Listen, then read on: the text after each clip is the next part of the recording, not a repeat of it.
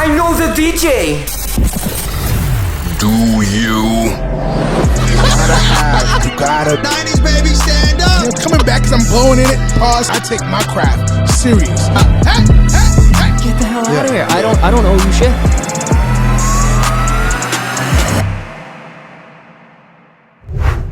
Yo, Preem, I'm doing a podcast. You're interrupting right now. Shout out Push Preem, Tampa's best. I'll hit you up later, please. We'll know you. So before I had them as co-hosts, I started the podcast and it was originally just like me and a guest every time, and it would be interview based, right? And every time like we'd come in and we'd chill and whatever, but then we start talking about just like good shit, and I'd be like, yo, shut the fuck up, we're not gonna talk. It's gonna be silent for the next 10 minutes because it's getting too juicy. Yeah, Right now. it's a vibe. It's a vibe. But are you guys ready? Yeah. Ask the producers. Producers ready? Are you going to ask me how I feel about Adam 22 again, too? I'm tired of answering that fucking question. You seen the video? Yes, you can drill my wife if you're paying me right. All right? I mean, how much? Yeah, have you seen it? I mean, how much? I haven't seen it. How much? Have you seen it? No. Yo, hit record, We bro. should all throw it on the TV and have us all react Reactions? to it. Have a reaction like a play-by-play? I've seen there's not clips, but like there's screenshots and GIFs all over Twitter because people are obviously talking about it. Yeah. Yo, you know what I did see on TikTok though is I saw a post like an interview like that just happened like the other day of the dude saying like hell yeah, I think it's better than yeah. You know what that is? You know what I'm talking about, right? It's called a rollout. And it's called a rollout. Yeah, oh, it's a huge rollout. Because then this nigga, you saw this guy acting tough. You four. Yo, but listen. That's a rollout. He said that the cream pie was supposed to happen. Come on, bro. That's not You know he agreed to that. Nah, they paid him 10 G's. He said his dick got numb and he couldn't feel himself coming. That's what he said. With all of it, y'all niggas. No, that's what he said. Yo, for the sake of conversation. The moment you say yes, you expect the creamy, anal, everything. I mean, for the sake of conversation. Only thing you didn't want was kissing. For the sake of conversation. I mean, you can suck my dick, doesn't make but sense. Like, I'd rather you kiss it, just don't suck his dick. Like, that's too emotional. That's too emotional. Matter of fact, stop 20 minutes before you come. 20 minutes before you come, he's gonna come on the chair over there. Come here, bro. Come see you later. No, we come in her. We'll put him on child support. I'm on 93. Come on up. We're on 93 before he taking all his comes. porn money. Wow. Hey, y'all ready? All right, let's go. All right, my phone's off. Everyone else's phones? Always. Yeah, always. Never. Ready? Welcome to episode 72 of But I Know the DJ, the original New England podcast discussing all things DJing, music, nightlife, business, and pop culture through the unfiltered opinions of host SNAX. GimmeSnax, baby. And DJs FINGAZ and CAMMY V. DJ Cammy V. Powered by Dope Entertainment. 2k5. And today we have a very special guest. Our guest is a highly credible producer in the world of dancehall, hip-hop, Latin, and R&B. From starting out as a prominent recording artist and performer, our guest evolved into the studio life and has been vigorously and mightily producing music for almost 2 decades.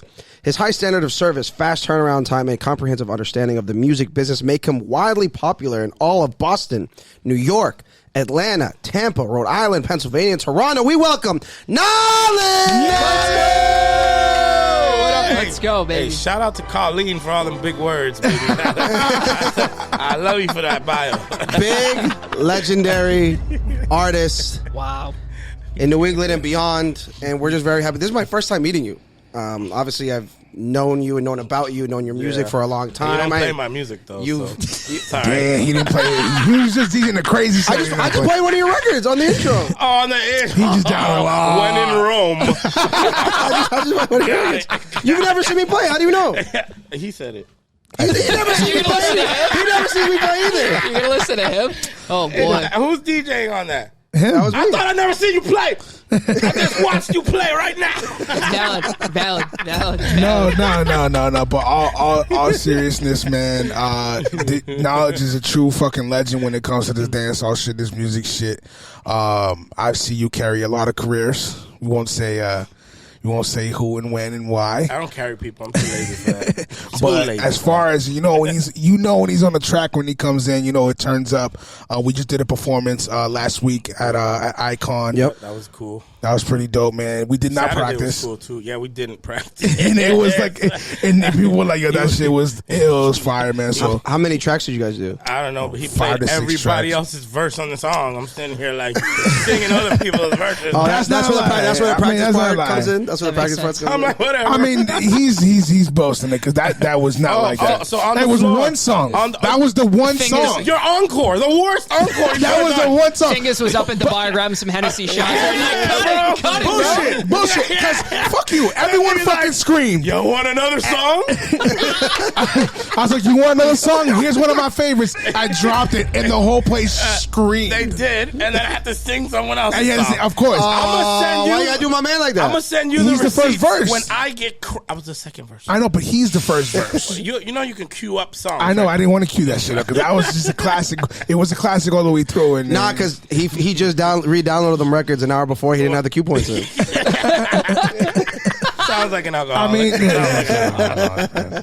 But yo, man, you know what was your first? Because you never used to really do dancehall. You were a hip hop artist. Yeah, rap.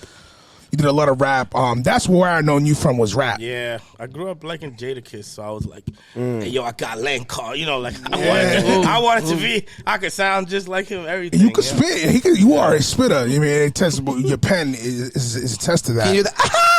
No, I'm so upset. That's all. It will always sound too. I'm like, damn bird. I mean, what made you cross into the dance hall lane at that time? Well, first it was DJ Heat. Shout out DJ Heat. Shout out Heat, baby. He introduced me to everybody. At that time, I was rapping, and they loved my rap, but they were all into the whole city. Yeah. I wasn't hip to what the city was doing. I wasn't cool, but they were hip to all the dancehall stuff. So they were on that, and I'm an adapter. So whatever y'all doing, I'm like, okay, cool. I'll find my pocket. Mm-hmm. So I got into a little bit. When I met Styles, Styles was the one that was like, yo, you can rap. Shout out DJ Styles. If you can rap, because I would freestyle. I'm that guy that at the party they'll be throwing words, saying names, and I'm just going off for hours. Fire. He's like, if you can rap, you can sing. I'm like, stop it, bro. I can't sing. He's like, just use the low voice. And the first song was Way You Grind. The Way You Grind. Well, before that, I was kind of doing rap remixes. But then once in a while, for one bar, I'd be, do a little melodic, little thing. auto-tune. For those who don't know, But without around auto-tune. what time period is this? It's gonna be 05. 5, 4. Yeah. 4 or 5. Yeah. Yeah, because me and he did a tour in Toronto in 04. Two kids that shouldn't have been led into the border. That was funny. And it's funny because Heat's dad just wrote a note that said, yeah, let my son in. It looked like we wrote it. Yeah. So when we get to the border, they call his dad. It's like 3 a.m. And they're like, yeah, your son's trying to cross the border. He's like, you didn't get my paper? Yo, That's hilarious. crazy. But Yeah. yeah. So yeah, he pretty much just like, yo, you can do it. And that was when there was no auto-tune. Yeah. So when I got auto-tune, that's when he sent me The Way You Grind beat. And I was like, yo, you should kill this. Which And was the Caribbean, I don't know what it's called. Caribbean style rhythm. Yeah, but I was on my gangster rap, like. Yeah. Yeah. Well, that's why I asked for the time period, because at that I time, wanna that's be no what punk. was big. Yeah, I don't want to be Right. no punk. I can't be known for this. He's like, just do it. So he said he has a voice note somewhere, or not the voice note, the take where he sends me the beat. As soon as he sent it, I hit record. I was like, and we rock with Styles, and I sent it. I'm like, is that flow cool? He's like, yeah, just put words to it.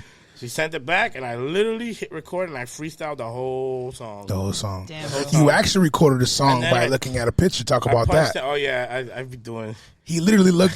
Tell him about it. Tell him about this song. And it was 21 plus. Nah, it was 21 plus, which is one of your biggest hits. I did the hook for 21 plus, and then we had to leave. The next day when we came back, I was struggling with the verse, and I was stuck. And I took a picture with Angie Pagan, I think her name is. And I'm sitting here scrolling through my phone, and the picture pops up, and I got the headphones on in the booth, and I'm like, and I just literally start singing what I see in the picture, and it just went. You were whispering in her Yeah, ear. because Baby, let me I'm whisper holding in the your bottle. ear. I'm like going like We're in that. a perfect She's smiling. atmosphere. You'll smile from what you hear, like and in that moment I didn't want to leave. I'm cuffing you in the bottom. girl. I'm like, this is fun. That's awesome, bro. Yeah. So a lot of my stuff is spontaneous like that. The since we cheated, that one too. Yeah. That was an Instagram post. That was my first beat that I ever. I mean, a Twitter post. I was on Twitter. I'm like, oh, I'm just okay, and then I freestyle. Yo, you got these songs like since you cheated was over 7 million. over 7, 8 Yeah. million views. Last I seen 7. So like looking at 2005, you're breaking in the dance hall scene. Well, obviously. it broke in like 7, 8. but we were making the Right, songs in you 05. first started 05, and then like Yeah. you started to break in around like 07. Like what at what point did you know like damn, like I'm one of the biggest ones out here right now? Not biggest ones, but I'll tell you the point that I was like, whoa. Styles calls me and he's like, yo, I need you to come do it. Cause with That Way You Grind song and the other ones, I told him, tell people that's you. So at the end of the song, I say DJ Styles 2K5. Now they call me 2K5 now too, that's my nickname, but I was saying his MySpace handle. It was DJ Styles 2K5. And he got to the point where he's like, bro, they're asking me to perform. I'm not performing, bro. Because he was lit. He was a hustler, and he was doing he couldn't get into a club in Lawrence or Boston, so he went to Lowell and was DJing at a gay club, Sweet 16. It didn't matter. Wherever he fit in, he was doing it, and from there, It's like Fingers now. Yeah, and it got All the big. gay clubs. It Pennies.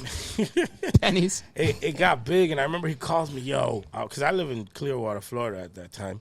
He's like, yo, I need you to come do a show. I'm like, bro, I love you to death, but I'm not selling tickets. I'm not, because everybody's like, oh, sell tickets. Right, He's like, right, no, right. man, I'll send you $1,000 and pay for your flight. And I'm like, yeah, right, shut up. What's your PayPal? $500. I need your info, and I'm buying your flight. She literally bought my info flight. I flew up. I did the show. I never went back to Florida. I had a girlfriend. I abandoned my apartment, my studio, dog, everything. I didn't come back. Wait, so you weren't living in Mass yet? No, I was raised in Lawrence.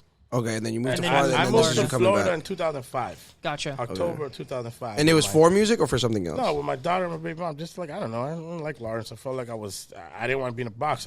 I've always traveled, my whole family a lot, and I've always liked Florida. So I'm like, yeah, I want to move to Florida. And I had a rap group that was out there that were making moves. So I was kind of like, let me move to Florida and with my family and try something new. So that's why I moved out there. And in those 2 years, because I moved back, that show thing I'm talking about was like 07. That's when I came back, and it was like, I'm not going back. Yeah. Because that night, when I ended that show and I walked out, this guy comes up to me. He's like, yo, come to my club. And I'm like, what's wrong with you, you creep? And he pulls out money. Here's $250. I'll give you another $250 if you just come say hi, and you can leave right after you say hi. I'm like, what is wrong with these people out here, bro? I think the club was, I don't know if it was Taboo or one of them. Must have been. I don't know. Or It was something. one of them clubs. And when we pull up, I'll never forget this. I wish I wrote things down more, or I wish there was more of a picture error. Yeah, We don't have a lot of that. But we pull up, and everybody's like, he's like, make some noise for Knowledge.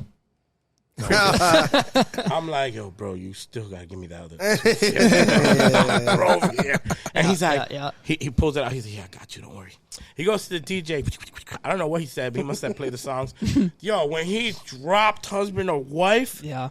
it was like a light bulb. Everybody's like, oh, he's like, oh, the whole crowd. And I was just like, what just happened? This is all the night after the show. Yeah. After I leave that, this other guy comes up to me. He's like, you do all ages events? And I'm like, I didn't even know what that meant. Yeah. And I'm like, yeah. He's like, I'll give you $400 if you come by here. Mind you, I was getting robbed because I didn't know at the time. Yeah. I never had so much You're like, money. yeah, But, Get but money even thrown at at that you. time, like appearances was still Yeah. like, you know, not what it is now. Right. Yeah. I never had. I always had a regular job. I never had so much money. So like, I'm already at like 2,000 in like a 24-hour period. So I was like, I ain't going back. And me started out, we used to throw the under 21s. I remember bringing you out. Yep. I remember we went to the Chinese spot. Yeah, then we had the Castillos, the Got fried spot ice with cream. the gargoyle. Castillos. Yep. So we brought him there. I think it was Jay Nax's birthday bash. It was the first time he came out here to actually like to the Boston area. Well, does Lynn count as Boston? No, I wouldn't count it as Boston. That's more North Shore, right? I would call it. Definitely. Yeah, so Most certainly. Yeah. kids packed wall to wall, sweaty, like smelly, just to hear this dude. Like, Some things never change. dude, man. And let me tell you now, if you want to live in that time, you can go online and type in his songs, and you'll see like before TikTok, before all these viral people doing dances online. They do it on YouTube to all of his songs, the Bronx Wine and all that stuff. Yeah. It's huge. Yeah, it was wild. It was definitely a different time, and to precede all of that, right? You know, it's almost crazy to be like, you know, what if, right? You know, you even being like, we didn't have a picture error at that time. I do like, that all the time. Me and Bud Bud from the dancehall guy. Shout out Bud. We were just talking about that, bro. If we would have came out in this era with TikTok and everything, forget it. We would have. Because I remember seeing the videos of people like Bronx Wine and and that shit, and it was getting crazy views as far as like the numbers were considered then. So it's like a mad because they would have done it again. They would have done it. Just with what the platforms that we have now, and how much bigger would it have been? What was TikTok called before? It was Musically. It was taken off of Musically. Yeah. And then they shut it down. Yeah. I was like, oh. Yeah. But I am interested to hear like what is your opinion on like the current state of dancehall? Like what are your thoughts on that? Well, I actually work with a lot of shout out CJ. He's one of the best dancehall producers right now, but. It's weird because I work with no. See, this is what I'm about to explain. Our dance hall, he's in Jamaica. Our dance hall, and it's almost like we stole dance hall from them. And our dance hall is just what we call dance hall now.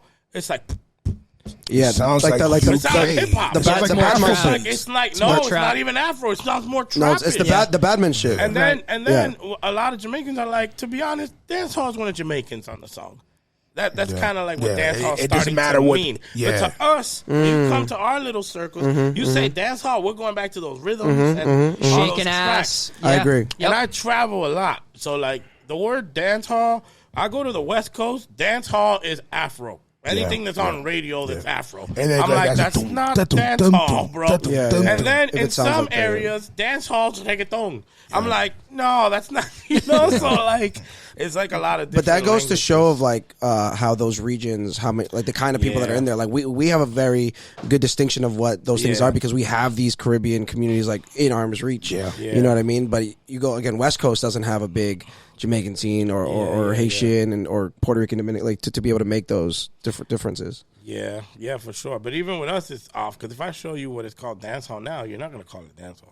No, I agree. We talk about this all the time. I hate new dancehall. It's awful. I don't know how to dance. I'm not saying that it's awful. It's just like it should be called something else. I mess with it because you can't dancehall. Well, because dancehall really is. It's just Jamaican. Yeah. There's a Jamaican on it, or it's Jamaican. It's dancehall. And they still dance to it like they dance like to old days. I don't know how though. That's crazy. Their title is you want to know what's real crazy? Is when I went to New York. And I seen them dancing the way they dance to husband and wife to Pop Smoke. Yeah. That threw me off. I'm like, it's a different time. Yeah, that makes sense. I mean, we still got like the old legends like Buju and Bounty Killer and all these dudes that really want to stay to the essence. You as well, and that's when we work on music, we always want to keep that sauce, but always trying to evolve it in a way to where we're not stagnant and we stay relevant. Still stay within what we know. It's interesting, man. Music is it's interesting right now. So oversaturated. It's like it's a lot of babies. You got like genres. Yeah. Soon there's gonna be a country dancehall genre. Well, one thing is like a lot of people are still surprised that you're still like your songs still rung off in the club like it's nothing. And to me, before you answer, to me it's because you disappeared as quick as you emerged. You left on a high. I think well that's part of the reason.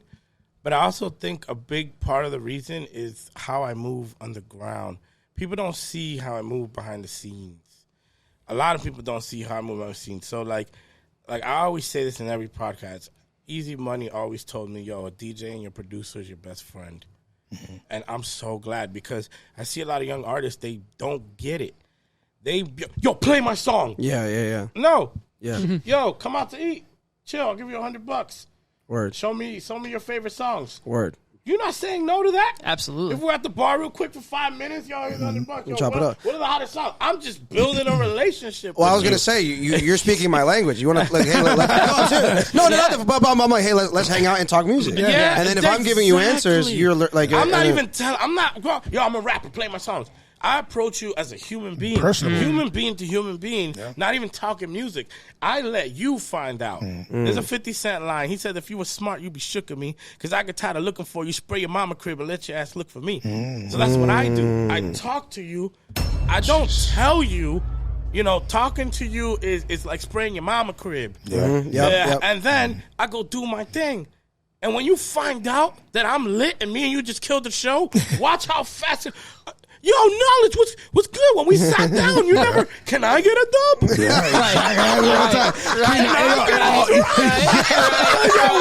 up, bro? You leave me out. Can I get the husband and wife dub play? Yeah, I want you to want it. I want you to want it. I don't want to force you. Like people all the time be like, yo, how you get so close to Knowlage? I'm like, because we just cool, because bro. We talk, we argue, we have conversations. We hang up on each other. Fingers argue. Yeah, we are. My relationship with you is kind of like my relationship with this guy. Because we're almost all Sagittarius. Two Sagittarius, two Capricorn. Yeah, That's how we do, baby. This table is well balanced. It's about time. I'm usually outnumbered out here. Jesus. I'm usually the kid that's sitting here, and these guys are fucking screaming at each other. He's the middle ground. He's the middle ground. Like, God help me. I mean, what kind of made you? Aside from not really knowing the business at a young age, you know, I feel like us, we could have definitely monetized a little bit better. We talk about this all the time. I never sold merch.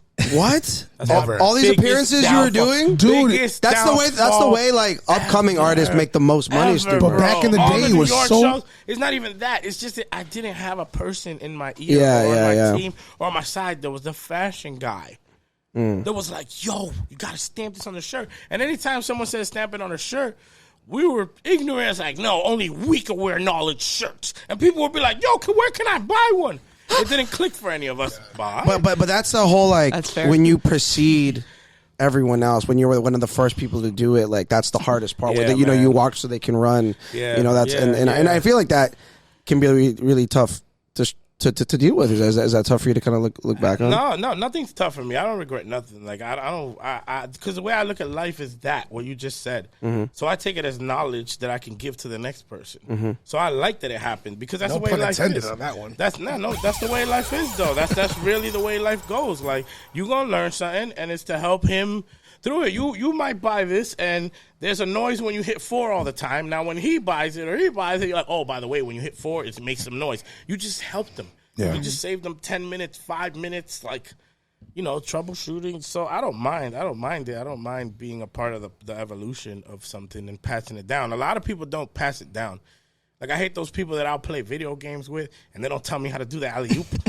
They just keep doing it the whole game. What the fuck are you talking about? You're that fucking guy. The combo. You're the fucking guy. Yes, you are. No, I'm not. I'm sitting there playing Madden. I score a touchdown. He'll go in. This guy, up, down, side left. This guy wants me to tell him how to audible. You know how hard it is to audible a streak and a route and then a down route. You're going into mad different fucking shit. To the flat, do a streak, make sure my lineman. It's gonna be overwhelming. If you would have just said, "Yo, how do you blitz?" I'm like, "Oh, just hit this." It's not that simple. Who do you play as on Madden? We do randoms. Randoms. See, that's shout out Kyle. We just won a tournament. That's real shit. That's real shit. You do 2, randoms. 1, 2. Yeah, and randoms. If you don't like one of those 2, you do a do 3, and you have to pick the third. And you have to pick the third. Yeah, facts. And we do tournaments. The unspoken rule. Yeah, honestly. facts. Yeah, when you do, and then we do tournaments. Whoever wins the tournament, you can create. All right, so let's talk about the bitch ass motherfuckers that be like, "Oh, you can't pick this team, you can't pick that team." Ever. No, but that's rules. Whoever wins a tournament can make that rule. Yeah, but if you're fucking good, it doesn't matter what team you fucking pick.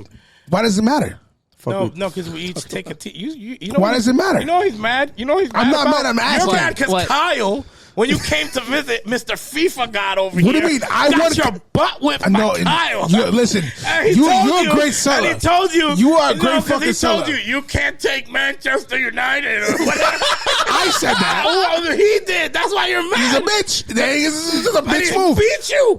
He beat me one time. That's one. One time out of 5 times. Y'all did not play 5 games. Come on, man. You win and you lose. He beat you when it counted. Oh, you're not allowed in our house no more. You win and you lose. Right. Anyway.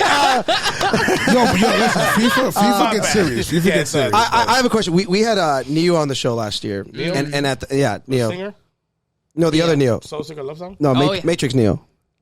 And I'm so sick. So we had Neo the singer on the show, and at the time he had just released his newest album, right? And we were talking about, obviously his legendary status. What year was that? Last year. Yeah, just dropped last I year. didn't even know. So right. And so part of the conversation was, obviously when we ended up doing his album release party, and when we played his new songs, obviously crowd didn't do shit. You drop So Sick, everyone's going fucking nuts. Yeah. Right? And it's the kind of balance of having like, okay, I have legendary status, I have legendary records that will live for the test, that stood at the test of time.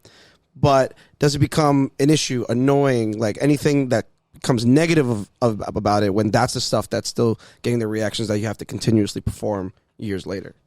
I mean, I'm a little different than everybody else. They say don't do things for money, but I like if they're paying you, fuck it. If you pay me. I'm not trying to be number one and beat this guy. I'm trying to pay bills and not work at Target or Walmart. But I will say, people don't understand. Like a lot of people don't understand the game, bro. You have to market. You got to market. So, for example, I am gonna drop new music, but I'm not gonna perform those songs until a year of promoting them. Pushing it. I might disappear for a year while those songs are out and make sure that y'all hearing them so that I could do a concert, do the old ones and the new ones. And that's what you're supposed to do. You look at Drake, and what did Drake just do? They dropped the album. When did the 21 Savage album come out? Last year. Yeah. And when did they do the tour? This summer. Okay. Yeah. Now Bad Bunny, his stuff moves a little faster. But you drop, so people don't do math, right? They don't compare things right. They think, okay, this artist dropped this, then he went on tour in this time. Okay, well, let's factor in how much money they spent. So if I drop something and I'm not spending X amount of money, I'm going to take X amount of time promoting it. Like when I first did my music, like I told you, we did those songs in 2005. I didn't perform till 2007. That's 2 years of marination. By the time I came out, it was working. And the reason why I thought like that was because I'm not a singer. I'm not trying to sing. I need to make sure they sing along with me. So yeah, as you promote, it's going to work. But they're going to want what they want. You just got to accept it. And so 2 decades in the game, as we said in your intro, and you were saying that you move more behind the scenes and stuff like that. What is your typical work process these days? What are we talking about here? Are you doing engineering, production as an artist? So the people don't know. The people don't know any of that. And I like it like that. Y'all don't gotta know what I'm doing. But I guess more so. So I have a production company. We make beats. Me and my partner Eric, we sell beats. I work with studios. I work with a lot of different studios. I help them out. Or I used to be more in tune with the studios and spend more time there, but I started giving more time to like the music stuff, my own kind of building my own thing. But I still work with studios. Bundy just built a studio, my boy. I'm helping him out. I still send people to Grand Bay, the one that I used to work at. I just work for a lot of studios. Like so, pretty much in Florida, I tried to do what I did with Nawlage, but as a producer or a songwriter or an engineer, just not an artist. Right, Yesterday's podcast, they're like, damn, so your Florida show's crazy? I'm like, no, man, I don't have Florida shows. I get calls like, yo, help me set up a tour. Yo, how do I upload this song? Yo, because they know I've have experience doing that stuff. Yeah, so that's pretty much what it's like out there. And ultimately, like, your career has led you into this position. So are you really enjoying, like, what you're doing right now as far as, like, now making the plays and stuff of that nature? Now more than ever, I'm enjoying what I'm doing. Good. That's awesome, I'm enjoying what I'm doing because it's kind of like I'm doing it how I want to do it. Whether it's right or wrong, I'm learning. I'm making mistakes. It's kind of like, okay, cool. I did that. Didn't work. I did this. I like it. It's like I have more control, per se, of how I do it. So if I want to stop today, I don't care. Like, don't bother me. I'm not worried about people being bothered or something. I mean, what's kind of crazy is if you kind of had foresight because you never dropped an album. You were single based. You were dropping singles, and that's what what it is now. You know what's funny too? When I did the song Solita, dancehall one, the Latin one, they submitted it. They put radio, Yaks, shout out Yaks. They spent money and put it on radio, and the guy was like, "This song is too short."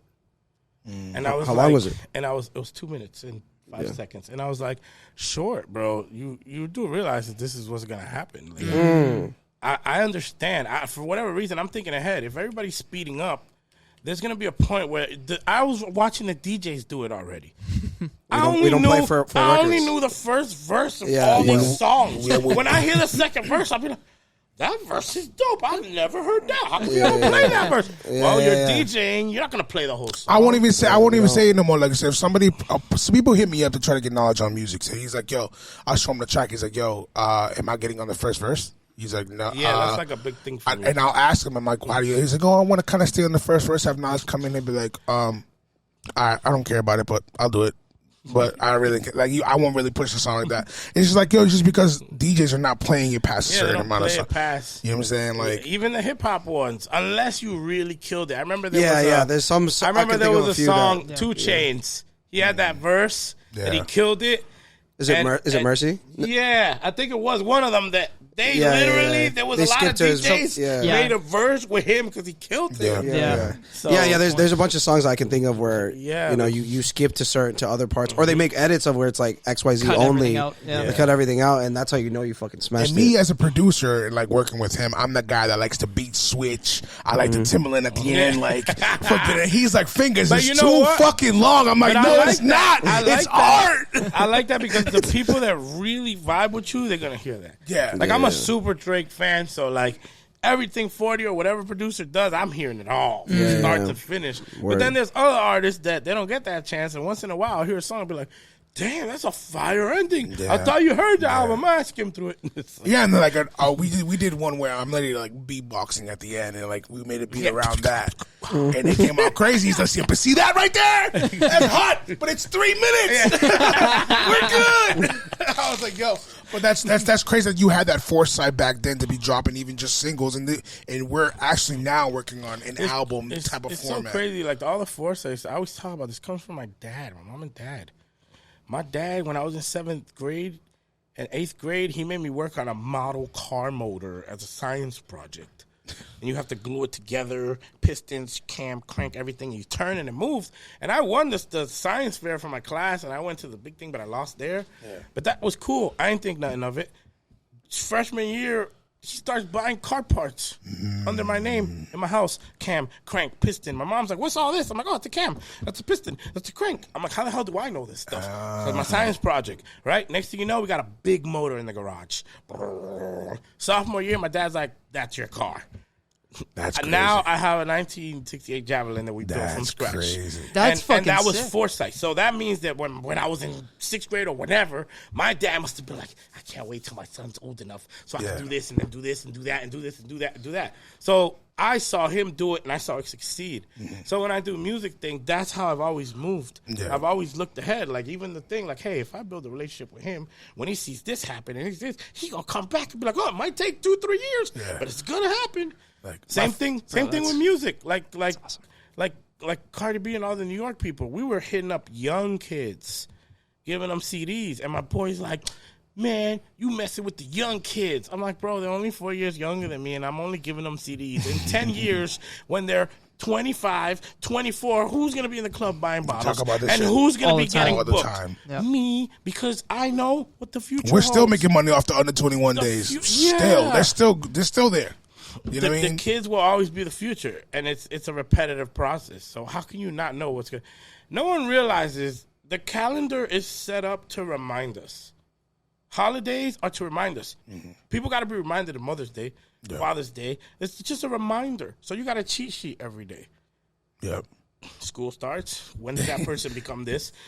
Okay, so that means in 6 years, this person's going to be popping bottles. One of them's going to be a bum. One's going to be a drug dealer. One's going to be... It's inevitable. One of them's going to own something. One of them's going to be a mayor. One's going to be a poppin' DJ that he wants to book that's from Lawrence. Yep. It's inevitable. Yep. And sometimes we don't use those tools. We don't. We don't because we're just so stuck in our lives and we're just so stuck you want a perfect example? He's behind the scenes right now. EJ Norrell. EJ the God! EJ Norrell. He was coming. I met him years ago when he was at one of the studios. Young, intern kid. Didn't know how to DJ, and I showed him a couple tricks. I'm like, look, I don't even DJ, you know that. I was like, I see my friends like you. I'm like, they be doing this and this and that. Yo, this kid took it, ran with it, and I was helping a group of kids, even Nick, Raptor, and Jake, and him. And fast forward to now, Jake's shooting some of the biggest music videos in the world. I go to the house in L.A. whenever. Raptor got some lit songs. Yep. He gave me a ride here today. Like, you see what I'm saying? This is all from 9 years ago. Yeah. 9 years ago, saving me a $50 Uber right now. Yeah.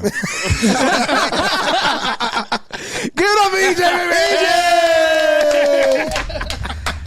EJ! Before we wrap, I tried to avoid it, but I can't have you here. Do it. And not talk about just the husband or wife, just phenomenon, I guess, because it was because of the way I understand the way it all transpired. It drops and it has its initial run, but then when they brought it back to life years later with the remix and everything, the music video, what was? I would love to know personally, and I'm sure people that are listening and tuning in would love to know just kind of what those years were like. And I'm assuming so much of it was new to you, what that experience was like to you, and then now, in retrospect, how you feel about those years. Well, it's interesting. So the French Montana stuff was interesting because when I got a song with Rick Ross as well that a lot of people don't know about. I did a song with Rick Ross. It was when he was hot. And Cardi, right? Teflon Don. Nah. Cardi was coming I got a video with Cardi B, and she loves my music and her sister and stuff. Shout out to them. But shout out Hennessy. I did the Rick Ross song, and shout out Yax and them and Sparky for making it all happen and P. But when I was in the Rick Ross session, I remember in my house we used to chill. And my sister and my daughter's mom and all my friends. And one day, I don't even know if they remember this. I was like, one day, because we used to bump one of Rick Ross's songs. I was like, one day I'm going to do a song with Ross. And they all laughed. And I was so drunk, I went in the bathroom and cried. Like, they don't believe me. It's me most Saturday nights. Shout out Brady, man. So when I'm at Surefire and we bring Ross there, we do the song, I had a moment where I'm like, I'm sure I did it. Boom. So I want to video it to show the people that were laughing at me. And I'm recording. Security guy's like, hey, no recording. And I'm like, oh, my bad. So I put it on this side. Didn't realize there's another one right here. And I'm like, he's like, oh, hey, he said no recording. You out. So I get kicked out of my own session. So as I'm walking out, I hear Ross like, where's the artist at? Where's that? I'm like, I'm getting kicked out. That's funny. So I got kicked out of the Rick Ross. He never saw me, but he spoke to everybody else but me, bro. Wait, I swear to you. So they didn't let you back in? No, bro. And I'm not an aggressive kind of person. So really? I'm a hyper. That's the difference. Oh yeah, I'm not aggressive. I'm hyper. That's what my girl says. Yeah. So like I'm not gonna sit here and fight it, and I'm not that guy's gonna be. It's my session, my song. Right, That's worse. not me. That's not me. Right. But so I just went outside and chilled. I don't care, bro. I'm one of those people that don't care. I just enjoy life. I'm so grateful that he even got on my song. You know how many artists don't get a chance to do that? Of course. You're dreaming of an artist, and then it happens. So I'm just grateful that happens. So by the time it was the time for the French Montana one, I'm like, all right, I'm not fanboying. Right. I'm not nothing. But I was so serious this time that there's a part in the video where French grabs me and he's pointing. And right before that was like one of the last shots of the video. Right before that, he's like, yo, can you interact with me so it seems like we're cool at least? Because I was thinking about the Ross thing so much that I'm like, just play it cool. So y'all met on the set. Y'all didn't meet in because the song was already done. We met in the studio. Oh, okay. But even the studio was like, I was so tired. We stayed there for like 15 hours waiting. He did like 20, I don't know how many features that day. And we were at Puffy's studio, and we waited. We were the last ones. And when we walked in, they're like, hey, we're not doing video, so if you want a video, don't even do the feature. When it dropped, there was Chinks Drugs was there, R.I.P. and 2 Chicks. And they were like, oh, because they were doing a bunch of trap stuff. So when they heard this, it was different fresh. Vibe, yeah. It was like, oh. And the girl starts singing. Of course. And they're like, you know this? And they're like, yeah. He's like, yo, this song out. I'm like, yeah, it got a million views already. It's just a remix. Yeah. Right. On the remix. Yeah. I flexed a little bit, like, you just getting on the remix. Just get on yeah, we nice. don't really need you. Yeah. We already up. And he looked he looked at Gabi like, and then next thing you know, we're getting a video. I told him that day, I don't know if he'll ever admit this, and I don't care, but I told him, I'm like, bro, you should do dancehall. You should make a big record, get out of America, make a big record, and it will go unforgettable. Unforgettable. Wow, dude. And if you watch Husband or Wife, there was a mix-up with trying to sell him the song or whatever the heck. So he ended up doing Freaks with Nicki Minaj like a month after. Yeah. It's like a month or two filmed in the same place. So he definitely tried to. I definitely influenced and affected that. Because even when he went to Tim Westwood, he was like, yo, you got a big record on Coke Boys 3 and it's husband and wife. And I was supposed to go to that trip, but I couldn't because I couldn't get my passport in time. So, but yeah, it was crazy. It was cool, man. It was a cool experience. But I'm kind of glad it played out the way it did because at that time I wasn't happy. I wasn't mentally happy. I wasn't where I needed to be for myself. So, like, if I would have went down that path, it would have just been going up deeper in a situation where I was going down mentally. So I don't know what that would have done. I probably would have did a bunch of drugs or some crazy stuff if I was lit at that time. So I like the way it all played out and stuff. Because a lot of people are like, man, you almost had it, man. Don't you feel miserable? I'm like, bro, I'm fine, bro. Mental health is that, everything. Love that, bro. Self-awareness is everything, man. So that's amazing that you even touch a point on that because, you know, you were moving fast, bro. Yeah. The shit was moving. It happened in the blink of an eye. Everything came out, man. I remember another, because earlier you asked me when's the moment when I something. Yeah. I remember another moment where I'm like, yo, this is getting crazy. We did the video, the Ella video with Tammy Torres, Lil Wayne's ex. Yeah. And I'm chilling at my ex's house, and I get home, when she comes home, and we get home. My mom sends me a pack of 100 condoms. I saw your video. I love you. Oh, no way. I swear to you. Mama, we made it. I'm like, Mom. Shout out to moms, man. That was Keeping so it sane. funny. I love that. I don't even know if she remembers that. I was just like, geez, this is. I mean, before we get out of here, is there any message that you want to give to the up-and-coming artists that are trying to get into the game, that want to follow the steps of knowledge, that want to, get to that place where they're recognized, where their music is getting played decades and decades in different regions of the world? And what do you say to those kids, and what's the most important piece of advice that they should follow by or go? It's not even artists. It's just people in general. I don't care what you're doing. You want to be a DJ, just the media world. It's like, be nice to people. And a lot of people don't listen to older people. And older people also, we got to do better, like Busta Rhymes was saying, because we don't, you can't bark at a kid and tell them to do something. We just got to send the message nicely. But the young people, you got to take them things, because there's a lot of knowledge going around. I'll tell you, there was a lot of things that people told me that if I would have listened, it would have been even crazier. But yeah, just that. And then be realistic. That's the biggest thing, man. People are not realistic. Yeah. They're not realistic, bro. I used to get 10 plays, 20 plays in 05. No, let's go back to when I first started doing music in 90, who knows what. 98, 99, 2000. 98, 99, 2000, 2001, 2, 3, 4, 5, 6, 7 is when I finally broke 30,000 plays. It took me 10 years to break 30,000 plays. So when you drop a song, don't be mad because you got 5 plays. Yeah, don't be discouraged. Be happy when you got 10 and then shoot for 20.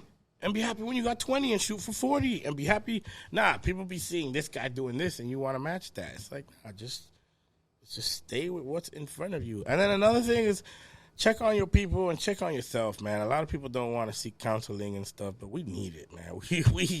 We be thinking we don't, but that stuff is powerful at the end of the day. But that's pretty much it. Nawlage.com. I got merch now. Hey, Nawlage.com. Check it out. I'm getting a sweatshirt, baby. Hell yeah. Thank you so much. New Such music a on the way? pleasure. New music on the way? Yeah. Such a pleasure to have you, man. I forgot. Thanks so much for coming through. I'm hungry. I thank need you, bro. chicken wings. This is Bun of the hey, DJ. hey, This and is... last thing, thank you for not mentioning Adam 22. Thank you. We still got time, do we?